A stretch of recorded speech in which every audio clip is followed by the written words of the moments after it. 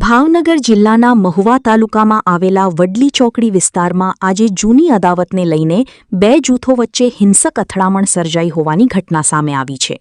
મળતી માહિતી અનુસાર ક્રિકેટ રમવાની બાબતે અગાઉ થયેલી માથાકૂટનું મનદુખ રાખી આજે બપોરના સમયે બંને પક્ષો સામસામે આવી ગયા હતા.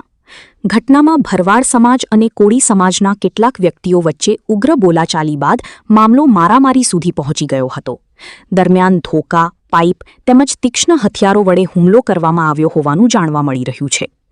આ અથડામણમાં કુલ 7 લોકો ઇજાગ્રસ્ત બન્યા હોવાનું સામે આવ્યું છે. ઇજાગ્રસ્તોને તાત્કાલિક સારવાર માટે મહુવાની જનરલ હોસ્પિટલ ખાતે ખસેડવામાં આવ્યા હતા.